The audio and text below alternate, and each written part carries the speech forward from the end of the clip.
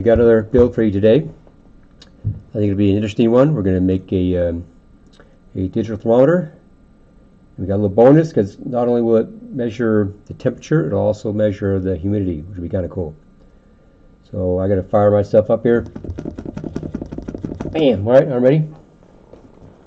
The parts we're going to use, let me flip screens here. I'm going to show them to you. There's a big view of it. It looks like that. And everything just went really blurry on me here. That's not good. Give me a quick moment to fix that. Let's see. It was fixed. Oh, it's auto. Get rid of auto and let's manually fix the focus. There we go. That looks pretty good. We'll go with that. Sorry about that. Okay, so we got this part that's in your kit. It measures the temperature and the humidity. We've also have some other kinds of parts that can do the same thing. One looks like this. I have another one that's a BMP 180, and I got another one, little bag here. This is a BMP 280, but I've decided we're going to use this one right here, since everybody has access to that. So there's a variety of data we can get from each. I think the BMPs will give us the altitude as well as the temperature and humidity, and I think it's just one other bit of data, but I can't remember right at the moment. All right, nonetheless, so we're going to use this DHT, and we're going to have to introduce you to some libraries, which are kind of cool. So let's set up. In my Canvas page, I have the part there. I also have a little wiring diagram. And it's pretty, as you can see, it's really pretty simple. I'll go over this, of course. But we've got 3 wires coming off of here. One is for our signal, the far left one. The middle is 5 volts, and the right one is ground. So let's go ahead and do that while we're talking about it. I'm going to put the part in somewhere. That looks, ooh, I just pushed down and it bent the blue thing over. No, let's push it back. Hopefully I didn't break it. Pushed in a little too hard. All right, we'll see. Grab a couple wires. The middle one is for 5 volts.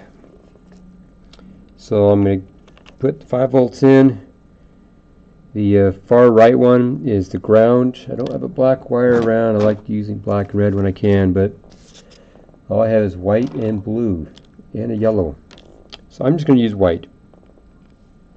This will be my ground, and there's a ground way over here. You can't see exactly what I'm doing over on the edge there. I'll go over it a little bit. How about that? So I'm putting them into the ground and the 5 volt, just like we see in the little schematic over here. Alright, we got one more, my signal wire. Put that one in. I like to use yellow for that. And this one we're going to send it into 2. We have to remember that we put it into pin 2. Just like that, and we're done. So nice and easy for our builds here. Hope you can see all that. I hope I didn't break it from bending that thing down. Maybe that was a good thing. You'll be more careful on not pushing on that quite as hard as I did. Alright, let's go to our code. Let's move that out of the way and make this really big. Get the keyboard in front of me. And give ourselves a little room here. Now with parts like these, there's some good and bad things about them. If we're using the parts we've already used, like resistors or diodes and potentiometers, we just plug those in and write some code and they do what we tell them to do. With something like this, where we got a little processor in there, they can actually help us out a little bit. So what we're going to do is load some code in the form of a library that someone designed, usually it's a manufacturer of this part, that will help us interact with this part, make our life easier. So it's like a little pamphlet. Maybe the library's, that's what they call it, a library, but We're like a tiny little bit of code that we're going to utilize to make it so our life is easier when using this part. So to do that, we're going to use two things. We're going to use manage libraries and include library. So if you go to include library, we have a bunch of libraries already installed. Now I'm using the same IDE that you are, so we should be seeing almost the exact same thing, except down here I have extra libraries. All of this you probably don't have. I'm going to assume you don't have any of this. And I need a DHT. That's the name of this part, is a DHT. So I'm looking through here and I don't see it, so I'm going to assume that you don't see it as well. I actually see it way down here, DHT, because I've used this before. But we're going to pretend like I can't find it. So it's not there. So what do? We go over to Tools, and it says Manage Libraries. So I can add libraries, go look them up, and include them in the list. So let's click on this, and wait just a moment for nothing to happen. Let me try it again. Oh, there you go. It's a little slow. Let it populate our little list here just for a moment. And what you're going to have to do is type in DHT. And I think that's probably all we need, but let's do, yeah, I think that's all we need. DHT. Now that I see it pop up here, in case you don't, I'm going to put the full title in. And you can't see very well what's going on because it's partially blocked. Sorry about that. Let's move that over just a little bit. So I'm putting DHT sensor in there. I'm using the same title. Actually, it's right here. This is the one I installed earlier. So this will take advantage of that. And I'm going to put in the exact title. So you'd hit enter, right? And so if you have a big long list, it'll help you find it. Now I don't know what it's doing now. Okay, there we go. You won't notice much change on mine, but hopefully on yours, if you're having trouble finding it, putting in the full title DHT sensor library, that'll help you. And mine says installed already. Now if it wasn't installed, you'd click on it, and notice on the one above here by Rob, I can click on install. Since this one's already installed, it's grayed out, but you're going to need to hit install, and it'll just do it automatically. So you would just hit install, but not on this one. We want the one beneath it. You can't even see that. You cannot even see that again. Mr. Brower is being goofy again. Let's move that over a little bit further. There's the install button right there. Okay, so that's the part you're going to want to hit. But for this is the one we want installed. We want the DHT sensor library. Mine's already installed, so it's grayed out. But it would look like this. Normally this would be right over here, and you're going to hit install. Alright, hopefully that makes sense. Okay, so once it's installed, then we will come over here and find it, and it should appear somewhere down here like mine has appeared, down at the bottom, DHT sensor library. So there it is. Two little lines of code come up, and this lets me know that I've got the contents of this library installed in my program here. And this is going to help me out considerably.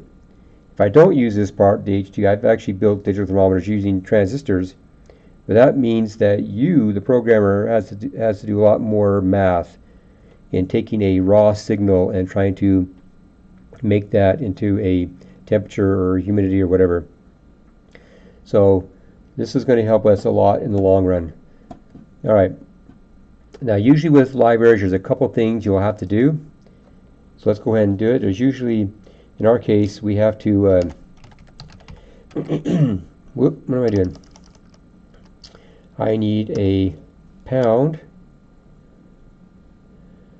There we go. I need to define a variable that we're going to use in my program that this library that we just installed will recognize. I can call it anything I want. I think I'll call it, how would we call it? Dino or something. D-I-N-O, how about that? And This is part of the library. So, excuse me, got a little hiccups here. So that's one line we need to include, and we also need to include one other line to clarify some things for this library. We need to put the pin. So this is going to tell the library that we've installed what pin we're using, and then we need to include this variable that we just selected, which is dyno. And this will set things up for us, and it's kind of in the background. We'll get rid of that, get that out of the way. And now we're basically ready to go, just like before. There's not much else we need to do. So this is kind of a new idea, but libraries are really cool. We'll see libraries quite a bit in the near future. Whenever we have a sophisticated piece of equipment that we're hooking up to Arduino, it's nice to look online and see if there's a library that will help us interact with it. So we're not doing a lot of stuff raw and life is miserable.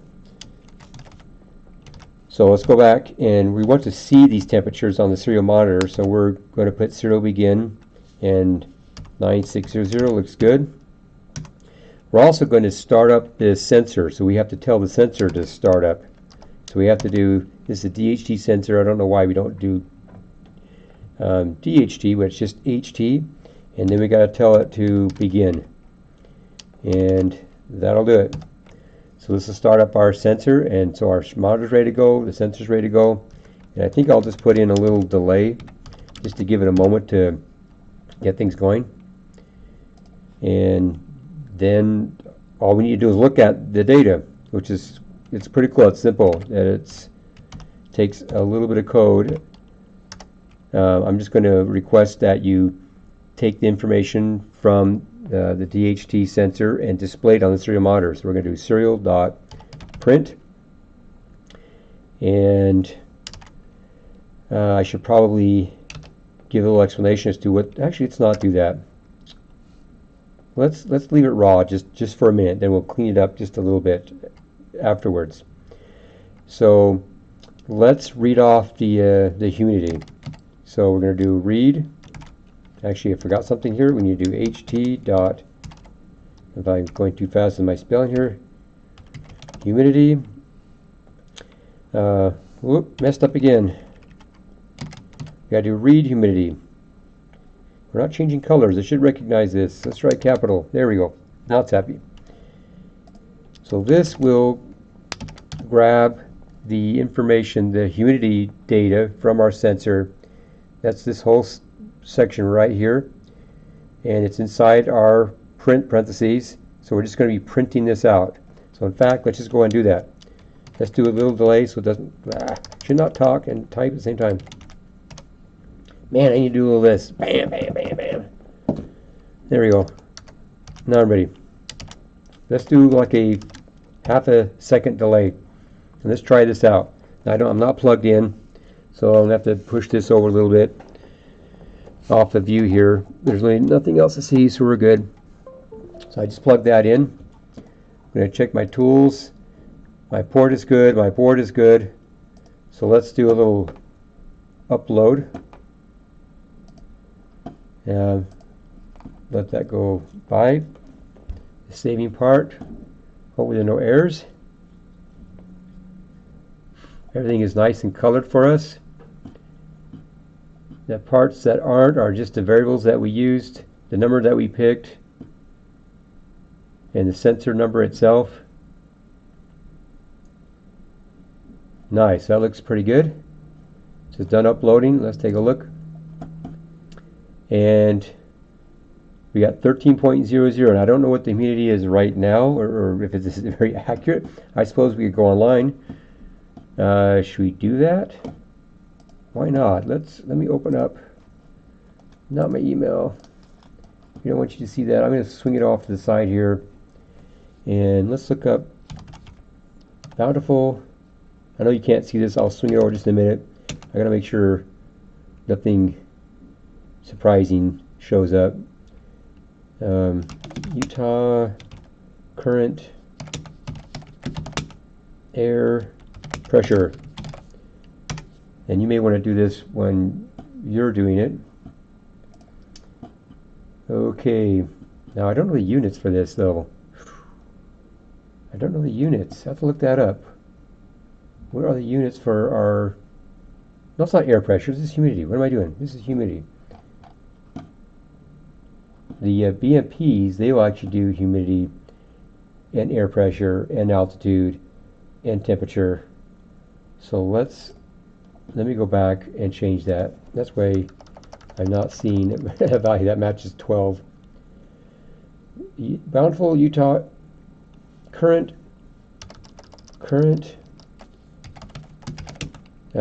humidity. I want to see if it's anywhere close to what we're supposed to be. All right, we got the underground.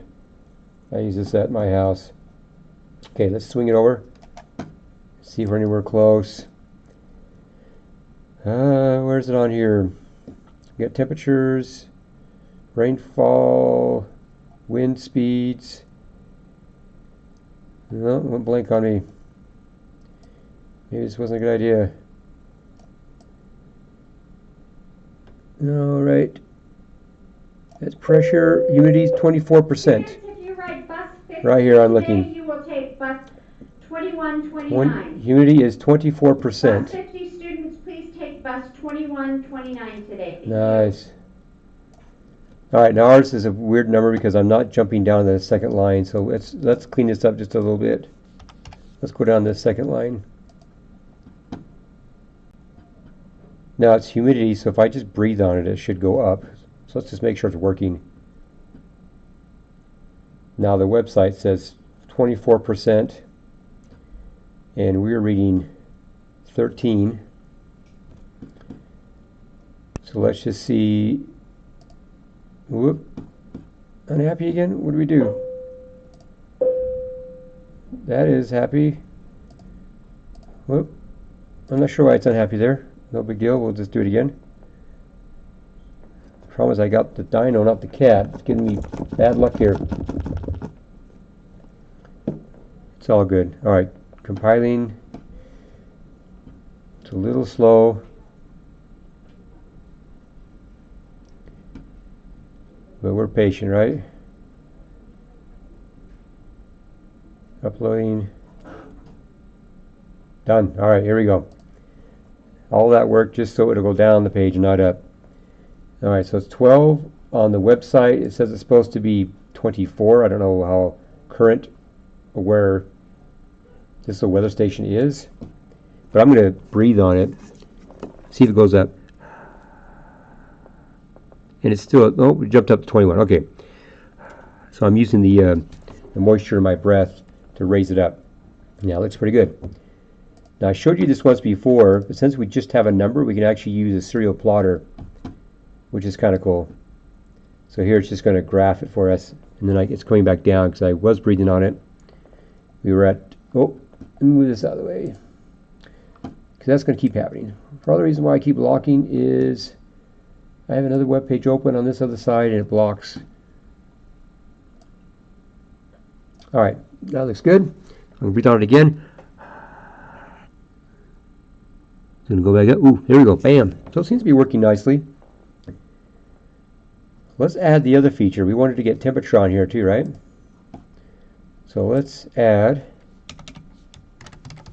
serial.print. Jump to another line. Go to the HT again, .read, and temperature. So if I can't spell it right. TEMP, yeah, it's changed color, so that looks like it's happy with that. Close off those brackets, semicolon, and there will be one number after the other, so that's going to be a little confusing when we look at our serial monitor. So let's just turn this part off. Let's comment that out and just examine the temperature, and we'll read that and take a look at it.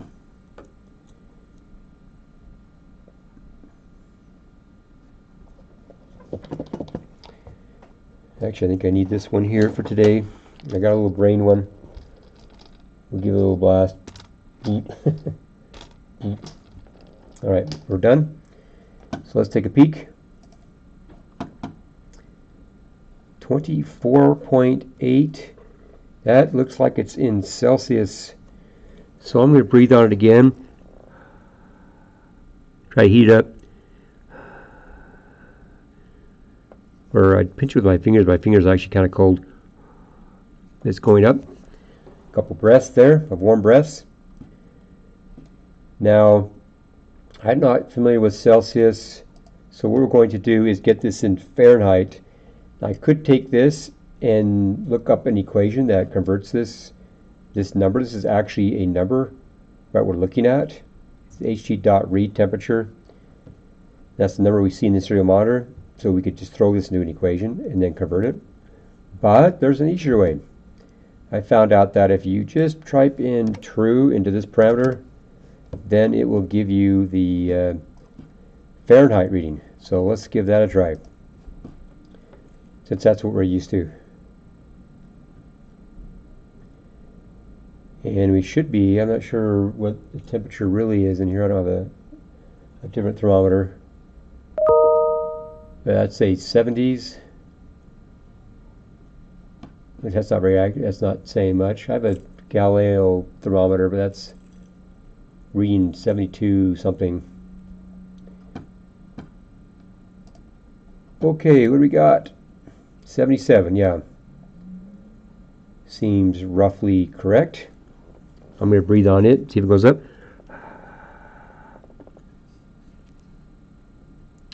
And alright, went up. So it seems to be working alright, and this seems reasonable for the room in I'm right now, so I like that. Now it'd be cool to dress this up a little bit so a user coming by here would understand what it is we're looking at. So we can do that real quick. And we can even go back and include the humidity reading. We can have both of them here. So let's just throw in a couple of lines. Let's put in, how about just humidity? Well, let's spell it right.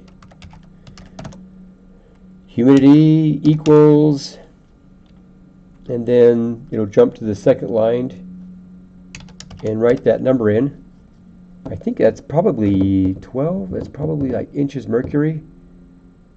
Man, there's like 15 different ways to measure pressure. Probably exaggerating slightly. There's quite a few ways to measure pressure. I'm going to assume that's in inches mercury. Something we could certainly look up. So let's go down here and fix this one up a little bit. Serial print. We don't want to put L in because we want it to stay on the same line as the number. And this will be temperature equals, and probably even nice for this one down here, since I know what the units are. Let's do serial print and now finally go to the next line. Put a little space or two. Whoop, not right there. Parentheses, a couple spaces, and then F for Fahrenheit. Alright, so this line, and this line will all be together, all on the same line before it jumps down. The LN means they're jumping down. So this and this will all be in the same line, and then it'll jump down. So that looks pretty good. Let's give it a try. And we just made a nice interactive, cross our fingers here, little brain luck. Bam. Maybe I need to do that while we're uploading. 12, I'm actually going to pause this. Click on the auto scroll so it just stops for a second. 12 and 76.64 Fahrenheit. We weren't completely sure what the units for this one were. I'm just kind of guessing from that website. It said 24. Pull it back up real quick, see what the units were, if there were units on there. It just says 24. Why am I going back to? I'm sorry, I'm being really weird today. I keep flipping back to air pressure. I got air pressure on my mind. No worries, right? No worries. Maybe someone's squishing my brain here. I gotta get that going here. It hasn't really been that long a day. I can't make excuses as if I'm tired or something. I'm not really that tired or anything. It just got air pressure for some reason in my head. So this definitely makes sense for, seems relatively not too bad of a value for humidity. A little drier. I am inside. I'm not outside taking this reading. We got the heater on, the radiator's going, dry things out a little bit. So I would expect it to be a little lower. Okay, so that looks pretty good. What do you think? Simple little device. I'm going to move that out of the way. Simple little device. Add a little library. The library does 90% of the work. Got to make sure you put in the right library for the right part. And then when you use the library, there's usually once a little bit of information about how the part's hooked up. And we did that. We turned it on, and then the rest we just read off the values and printed them. So I think it's really easy to do. So hopefully you don't have any troubles, and we will see you next time with another project.